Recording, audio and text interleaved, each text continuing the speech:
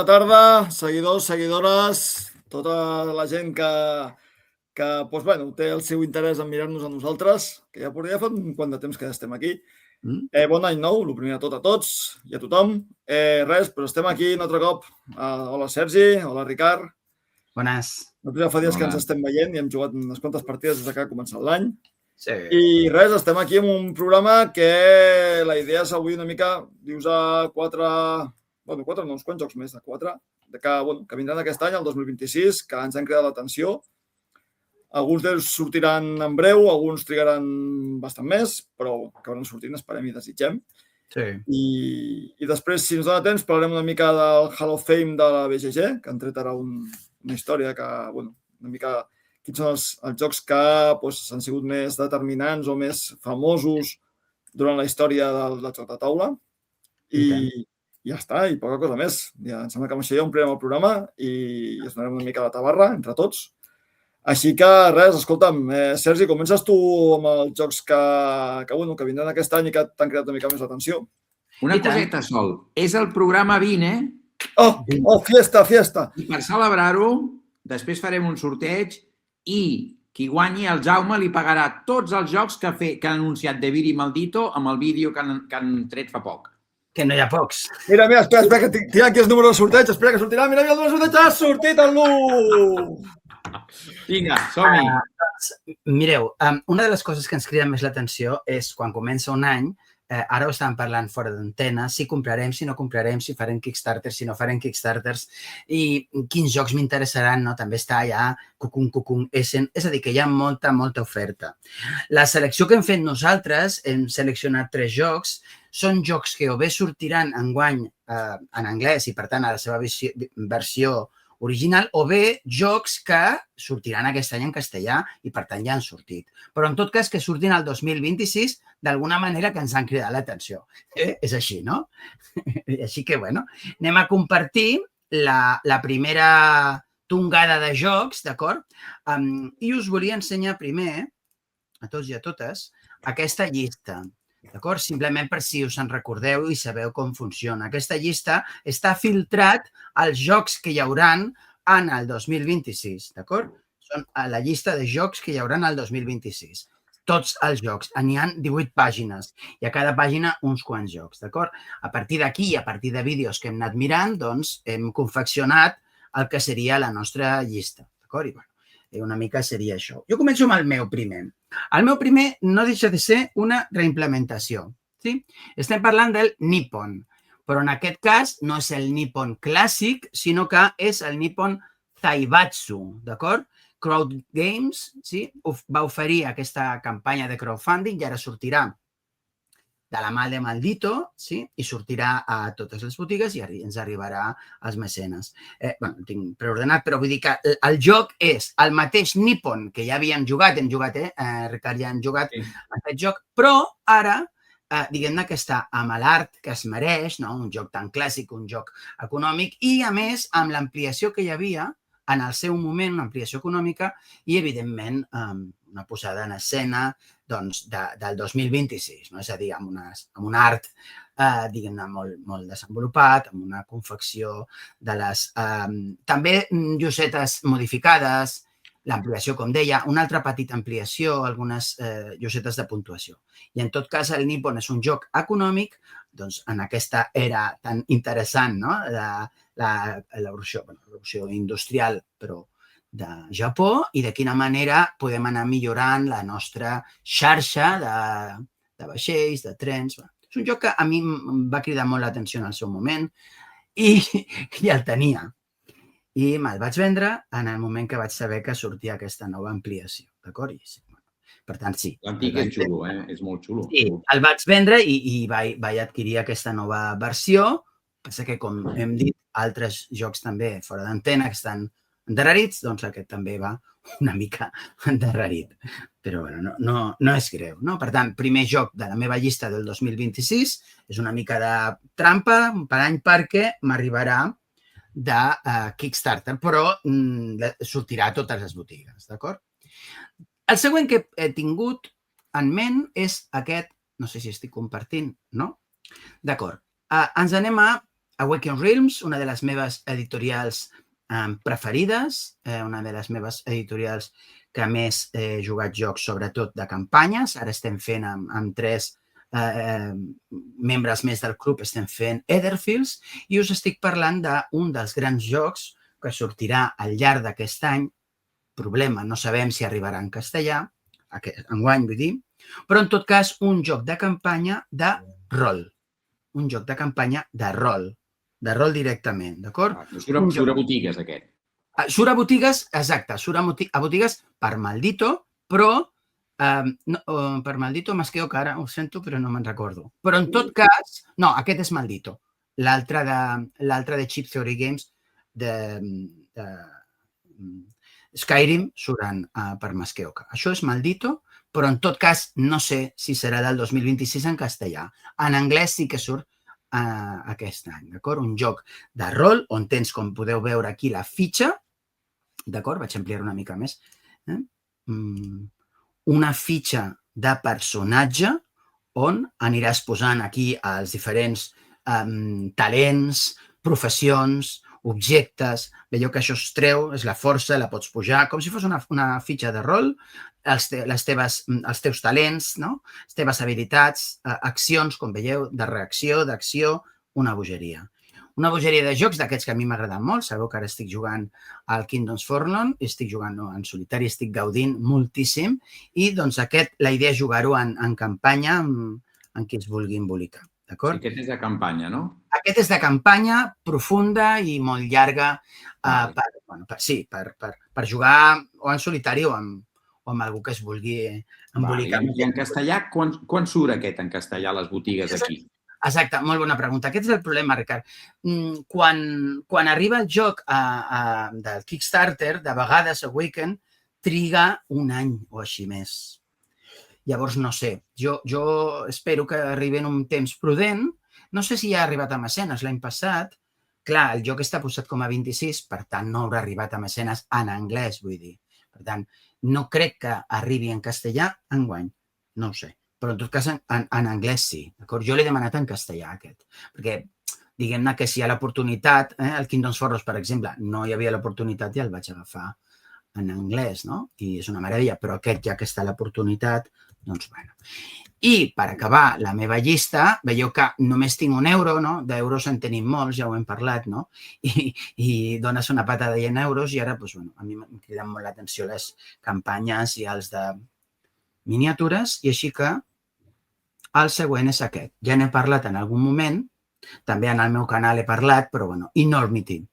Enormity és de Into the Unknown, mateixa editorial que Kingdoms Forlorn, i és un joc on, diguem-ne, t'endinses en una nau espacial, arribes amb la teva nau a una altra nau que està, diguem-ne, triplica o quadruplica el que tu podries imaginar que és una nau.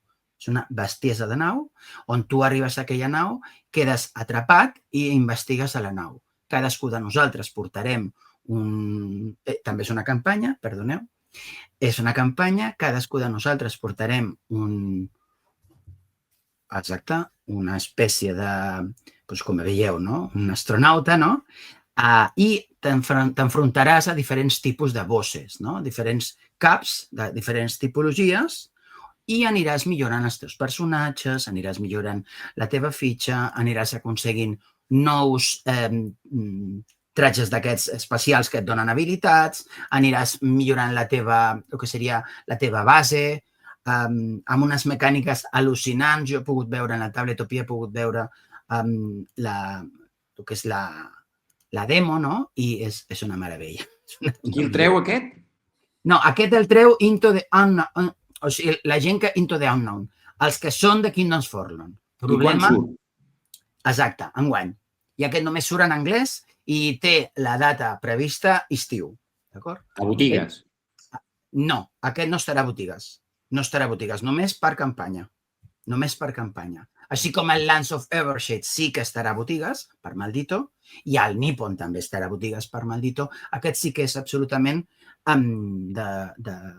online, venda online. Després el vendran online, però només és online. Aquest seria la meva selecció, una selecció molt dirigida, com heu vist, a miniatures, que a mi em fascinen, i €1, per què no?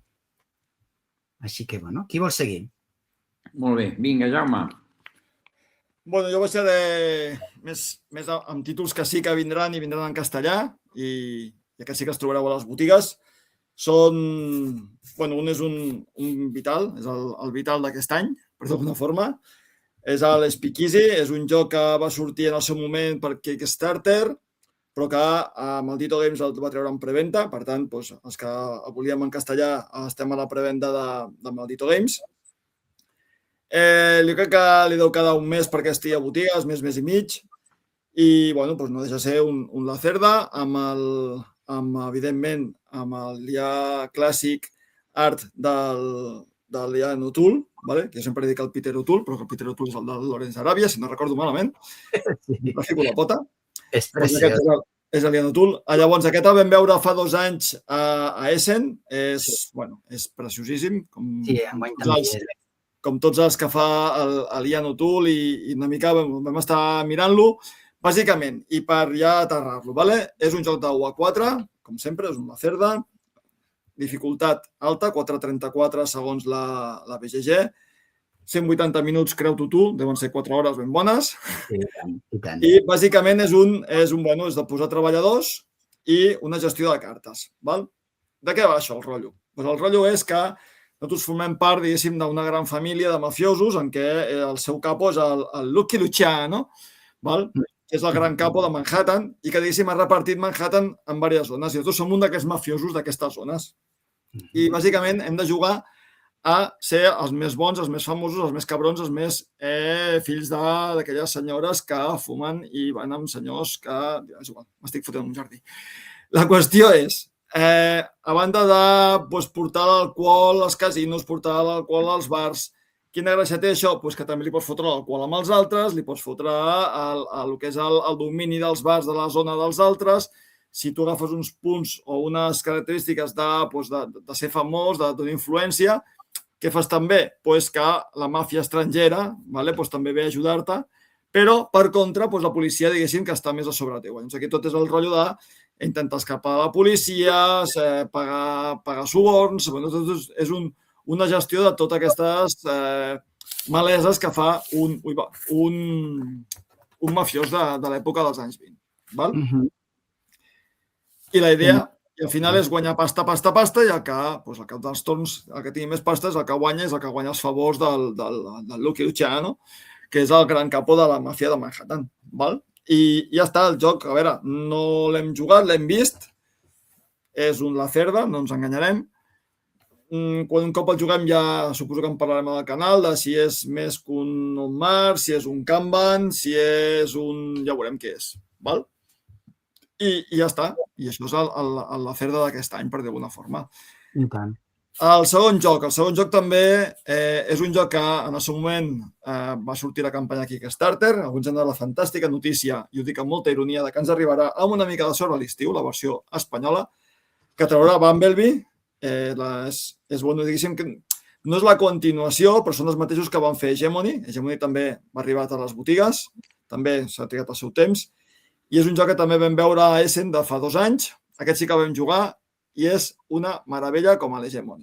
Està superben trebat, superben buscat. Els que heu jugat a l'Hegemony ja sabeu que és un joc que emula la realitat, i aquest, Déu-n'hi-do. Déu-n'hi-do el que emula la realitat, evidentment, amb una escala planetària, perquè aquí estem, diguéssim, lluitant, i ara, amb l'actualitat actual, encara, quan hi juguem, encara serà més heavy, perquè és els Estats Units, la Xina, la Unió Soviètica, la URSS, digue-li Rússia, i la Unió Europea. I a partir d'aquí, tu pots jugar en termes econòmics, pots jugar en termes militars, guanyes influència en diferents països, etcètera. I, de fet, hi ha una gestió de cartes en què tu les vas jugant segons cap a quin tipus de gestió vulguis, si la vols més militar, si la vols més econòmica o si la vols més amb influència dels països. És un joc, aquest és dificilet, és un tipus Hegemony, també jo crec que és un joc a 4, no valen portar vots ni històries rares, perquè no tenen cap mena de gràcia. No. No, en absolut. Vull dir, l'Hegemony jo crec que el disfrutes quan jugues a 4. Jo, de fet, no he jugat mai a 3, perquè no. És 4 i punt.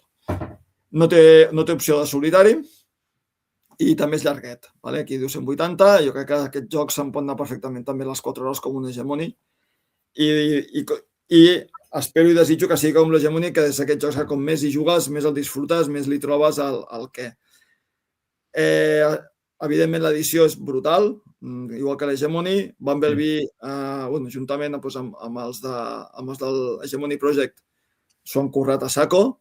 Hi ha unes miniatures d'uns tanques, han fet també unes minis de diferents de la Torre Eiffel, com significa en Europa, si no recordo malament, no sé qui hi ha una espècie com d'història pels russos, una altra de llibertat pels americans, molt xulo. Vale? I aquest també. Això, si tot, jo crec que aquest arribarà, els que vam ser mecenes, ens arribarà, si tot va bé, jo espero al juny, per el que hem dit avui, maig-juny, i jo crec que estarà l'opció retail, jo crec que després d'estiu, el més probable, no crec que vagi tan junt. Però són dos grans jocs, dificultat alta, i aquests sí que, això en castellà, tots dos, i a disfrutar-los i ja se'n parlarà segurament. Aquest fa 2 anys ja el vam provar a Essen i recordo que estava molt ben tramat.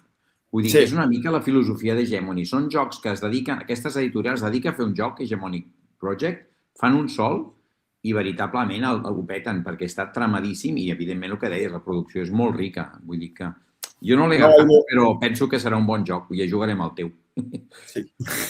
No, però sí que és veritat que després de jugar a l'Hegemony i que veus que és molt real. O sigui, i vam jugar ara, que va ser ara per Nadal, vam jugar un Hegemony, ostres, i és divertidísim perquè realment la classe obrera fa d'obrero, el de la classe mitjana, el capitalista i el govern, i cadascú realment viu els seus rols i si t'hi fiques dintre és molt divertit.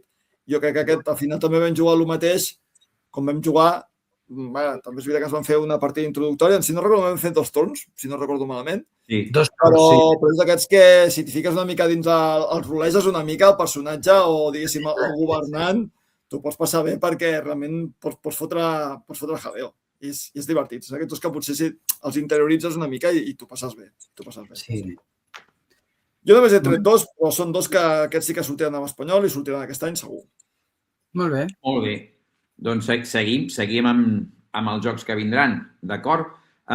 Jo he preparat 3 que sortiran per diverses editorials i que sortiran en castellà aquest any. Començo per Salt and Pepper, d'acord? Salt and Pepper Games ens porta el mes de juny Eternal Decks, d'acord? Un joc raro com el cagar, però xulíssim, tu. És japonès, fet per japonesos, dibuixat per japonesos, és a dir, raret. Però és molt, molt maco i la trama, la mecànica del joc és molt original. És un joc cooperatiu, d'acord, amb el qual d'1 a 4 jugadors competeixen per aconseguir conjuntament arribar al final de la partida havent superat una sèrie d'etapes. S'ha de superar una sèrie d'etapes una per una a través d'unes cartes, d'acord? Unes cartes que s'han de posar a un taulell maquíssim, amb un disseny impressionant. S'ha de dir que l'edició japonesa, el taulell és de tela, d'acord? Com el Pax Pamir, per exemple. En canvi, l'edició de retail que vindrà aquí és en cartró, gruixut i maco, però és en cartró, d'acord? Aleshores, dintre d'aquest taulell hi haurà un espai per a unes cartes i un espai que ensenyala a cada etapa l'aventura o repte que hem de superar, d'acord? Que el repte pot ser des de passar a travessar un laberint, sobreviure a una ciutat fantasma, fer una sèrie de reptes difícils que hem de superar a través de la col·locació de cartes, d'acord? Aleshores, les cartes les col·loquem sobre el taulell a partir de la nostra acció. En el nostre torn és o col·locar una carta, d'acord? O generar a través d'una acció una joia que ens permetrà superar unes dificultats que ara explicaré, d'acord? O donar una carta nostra a un altre company perquè pugui ell fer una acció positiva, d'acord? Dintre d'això, nosaltres tenim unes cartes, cada jugador té les seves cartes, però hi ha els pàjaros aquests tan raros que tenim aquí dibuixat, que són les deïtats, que es diuen Eternals, els eterns, que tenen les seves cartes pròpies.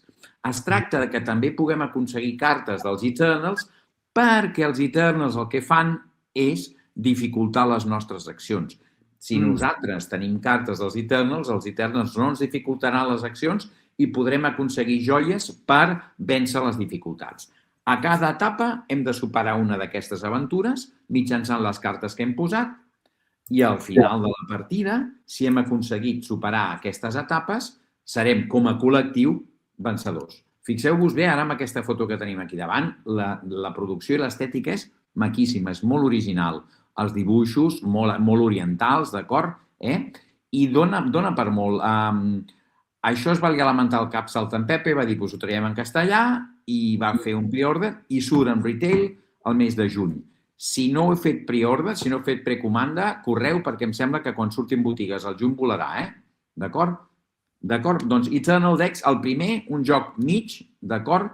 Un 3 poquet, em sembla, vull dir que és bastant assumible. 2,80 i pico, potser, o 3 molt just, d'acord? Molt bé.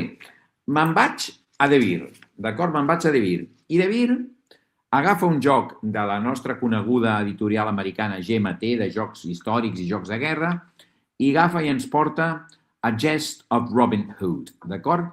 És un joc a 2 amb el qual, d'acord, seguint el sistema aquest que es diu Coin, que és de, diguem-ne, insubordinació i ordre, és a dir, dues faccions, uns s'insubordinen seguint paràmetres històrics, moltes vegades, en aquest cas Robin Hood també, és a dir, uns lladres que robaven per donar a la gent pobra.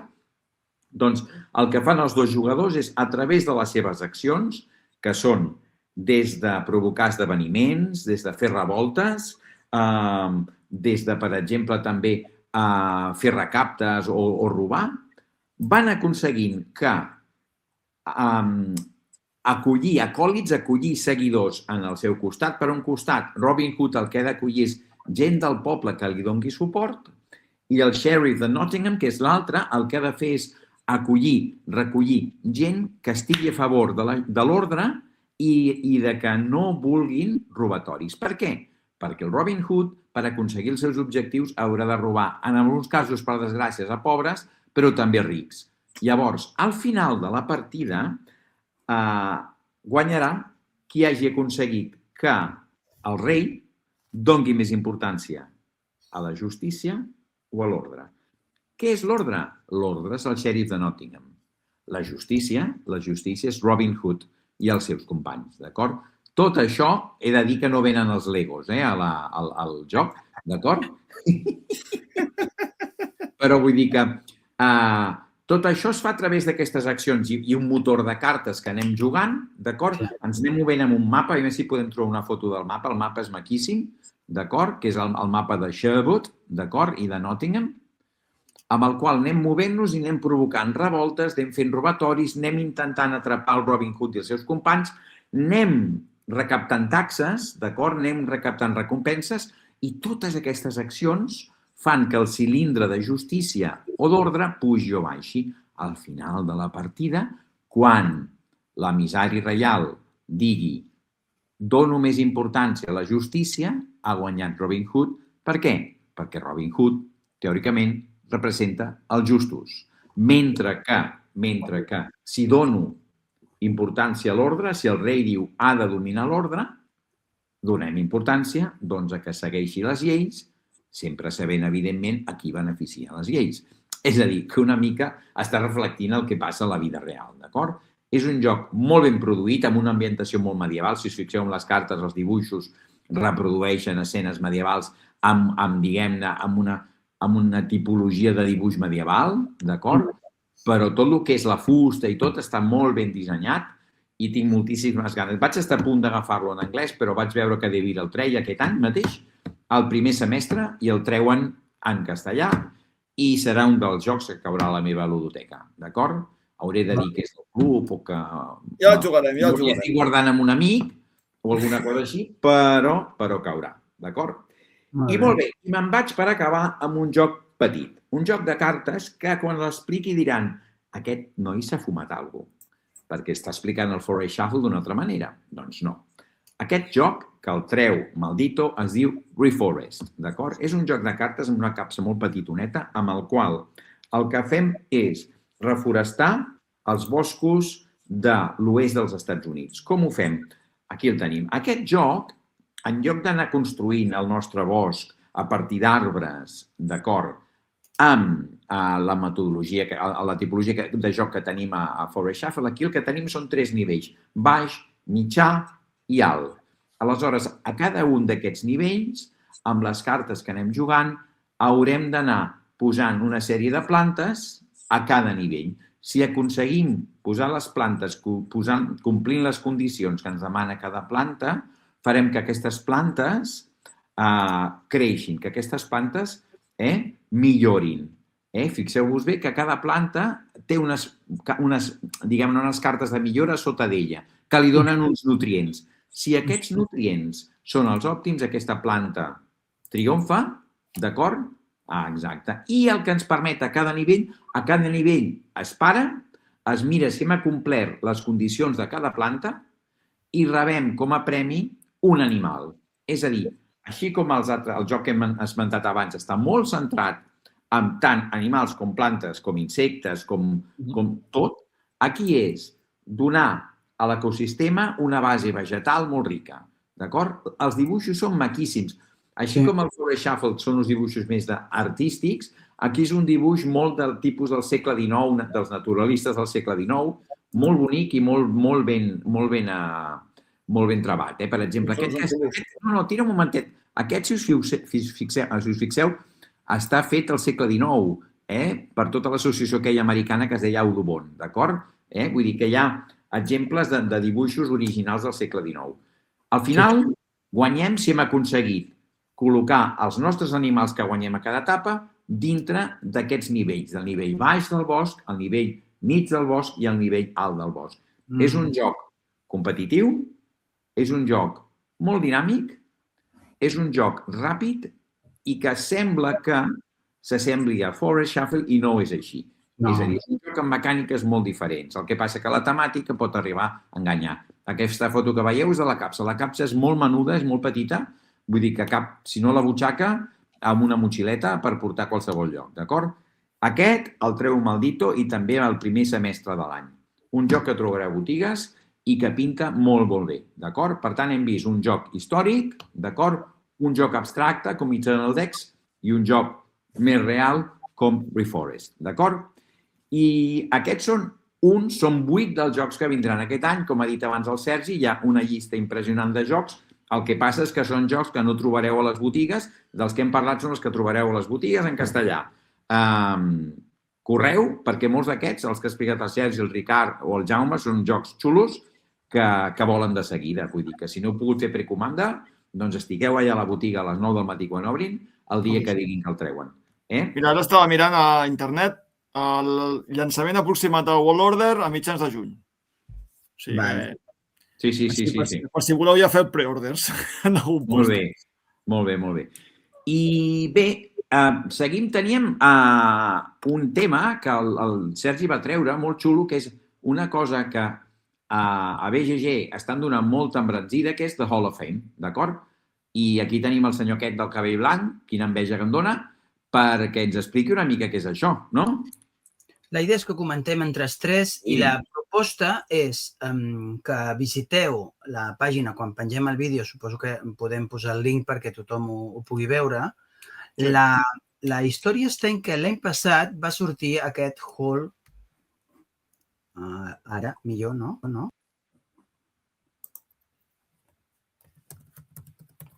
El senyor Sergi, el micro. Aquesta llista va començar l'any passat, una llista de diferents jocs on hi havia... Micro. On hi havia moltes propostes. Postes. Sergi, el micro. Sí, és que li estic donant i se'n va. Moltes propostes de jocs de taula vinculats a tota la board game. Sergi, micro. Ja ho veig. Llavors, de quina manera això ens afecta a nosaltres? Per què és interessant aquesta llista? Què toques? No sé què estic tocant. Vale, ara quiet, Sergi. No toquis res. No és quiet, és que dec haver desconnectat alguna cosa. Vale. La llista ens interessa perquè, diguem-ne que a partir d'ara, tots els jocs de taula que aniran posant a l'inici de cada any, repeteixo, ha començat ara al gener, però a partir del número 21, és a dir, ara porten 5 jocs nous d'aquest any, però la llista ja té una pila de jocs de taula, d'acord? Aquesta llista ja la posarem, ja us la mirareu, són els jocs que van anar posant l'any passat i si posem a recents, que són potser, per això ha vingut ara la notícia, aquests són els darrers que han posat ara fa uns dies, no? Van començar a primers de gener. En porten 5. És interessant a veure, per exemple, de quins jocs vull començar a tenir una ludoteca, quins jocs puc tenir imprescindibles. Podria ser una mena de Hall of Fame, no? Bé, no sé. Terraforming Mars, com veieu. Estic totalment d'acord. És un s'ha que tenir. Exacte, no? S'ha que tenir. Exacte, el Love Letter és un joc... També s'ha que tenir. Vinga. Aquest vam jugar amb tu... No, qui va ser el que va portar una... No, tu, Ricard. Aquella de Lovecraft. Un moment. Aquella versió tan xula, a mi em va encantar, la de Lovecraft. Sí. Després, clar... Us en recordeu, bueno, em faig un KitKat, us en recordeu que vam dir Love Letter hi ha un de Star Wars que està super mega esgotat? Ah, sí! Que xulo, l'has aconseguit, no? Pensava que anaves a portar un Love Letter de pastes gallo. No. Bé, després el Memoir, que la veritat que està molt bé, i ara han tret una nova versió. Ho dic baixet, jo ho vull jugar i encara no l'he jugat mai. Pues a mi m'agrada molt també. I el tenim al club aquest, sí, no? El tenim al club i el té el Ricard, si no m'equivoco. Sí. Sí, el tenim al club també, el vam pillar. Bueno, no, el club que tenim el de Star Wars, o els dos, no sé. I la batalla de Hot, sí. Exacte. Després, el Puerto Rico, d'acord? Això també és un must-have. És brutal, aquest joc. Aquest està molt bé. I el For Sale crec que també és el primer que han posat. Estic dient aquest any, d'acord? Perquè si anem baixant veureu els que van posar l'any passat. Jo entenc que, ja no s'ha anat només al micro, jo entenc que cada any en posaran 25 o 20, no sé quants han posat, no? Anem baixant, és simplement que a mi m'ha fet gràcia, per això us ho vaig comentar, que és una llista que, ostres, són jocs a tenir en compte i jocs que poden estar en una ludoteca del club o una ludoteca teva personal, no? Fes una mica un scroll down ràpid, a veure què hi ha així. Hi ha el Concòrdia, que és un juegaken, no? És molt xulo el Concòrdia. El Terra Mística, per exemple. El Castillos de Borgonya, d'acord? El Seven Wonders. El Pandemic.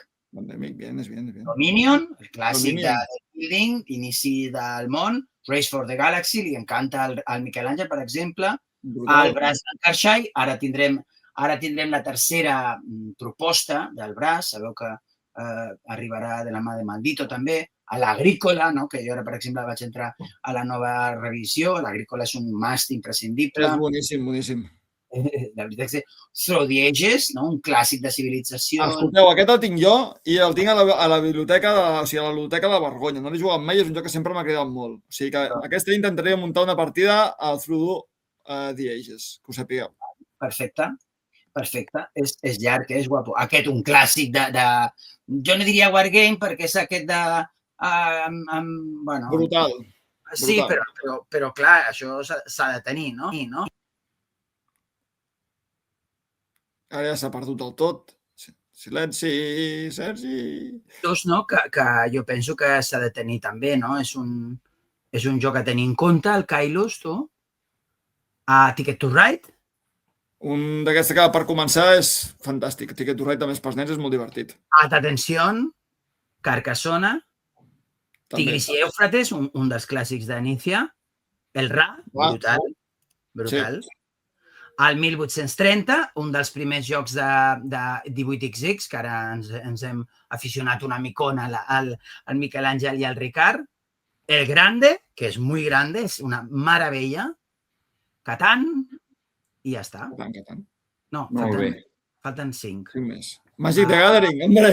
Aquest no el pots tenir a la col·lecció. És com una bogeria. Cosmic Encounter, Civilization, aquest el tinc, l'antic. El Acquire, que ara sortirà una nova edició. M'encanta que hagis portat Civilization. Aquest també, si voleu muntar una partida de 12 hores a la Civilization, jo tinc l'Advanced Civilization.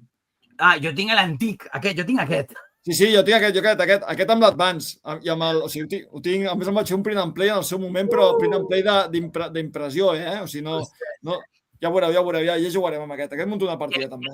I el Diplomacy, que és un dels jocs, bueno, imagino que és del 59, jo que el tenia, i ara l'ha tret fa poc de Vir, no? Amb una nova... Aquest el Diplomacy el deu tenir el Ricardo quan era petit. Jo el tenia el Diplomacy, però crec que ja no el tinc. Bé, no deixa de ser una llista de must-have, però, clar, tots no es poden tenir, però si us hi fixeu, són jocs que ens sonen a tots els que som jugaires i que ens agrada l'afició, però jo crec que és maco, com a referència, una llista... Sí, no és l'oficial, perquè si busques a la BGG també hi ha penya, hi ha gent que ha fet les llistes també dels must-have, però aquesta, diguem-ne, és la que refrenda, suposo, els vots de la gent. Sí. Llavors jo posaria aquest també com a must-have, aquest. A l'Eclipse, oi que sí? Clar, ara no sé quan acaba. Jo crec que acaba a mitjans de febrer o així, aquesta llista. D'acord? Això està en votació popular o és a... No, l'ofereix la BGG, crec. L'ofereix la BGG, sí. Perquè a mi m'han consultat. A veure, ho explica aquí, per cert. Games Meaningful Contribution... És igual. Era per saber. No, és de votació popular. Ah, sí? Mateix sentit. Sí, mira, ho ensenyo. Doncs estic d'acord amb aquesta votació popular. Molt bé. Sí, aquí ho explica. Vale? S'ha d'enviar, comentar... Sí. Hi ha una wiki. Molt bé. Fantàstic. Molto bene. Escolta, ja ho teníem fet, això, Sí, molt xulo el programa. Molt bé, guapos. Comencem l'any. Sí, comencem molt bé. El proper dinàmic també com aquest, d'acord, amb ganes que ens aneu seguint i que vulgueu entrar aquí per veure què us expliquem i aviam que ens empesquem la propera vegada. No falteu i deixeu comentaris a baix i si voleu deixar vales per 300 euros a Matom o a alguna botiga del Triangle Freak, doncs benvingut sigui. Entesos? I no sé, si voleu dir alguna cosa més, Sergi, Jaume... Bueno, jo crec que en el proper programa ja podríem començar a parlar de la nova moguda de Molins de Jocs, però que no avançarem ara en aquest moment, així deixem la gent ja perquè es connectin al proper programa, que ho explicarem, no? Ja sabrem alguna més. Hem de crear el hype. Això. Sí. És el que es fan els programes aquests després de los anuncios más. Després del proper programa, el 21, explicarem alguna coseta, jo crec. Què va estar xulo fent veure que estàs quiet i parles a la vegada? Sí, jo? Sí. O Sergi? No, tu. Doncs ha passat el mateix. Jo et veig a tu també així congelat i xerrant. Curiós. Sí. I a mi sense veu. Vinga, doncs, moltes gràcies. Això va de pel·lícula. És un cable de xarxa.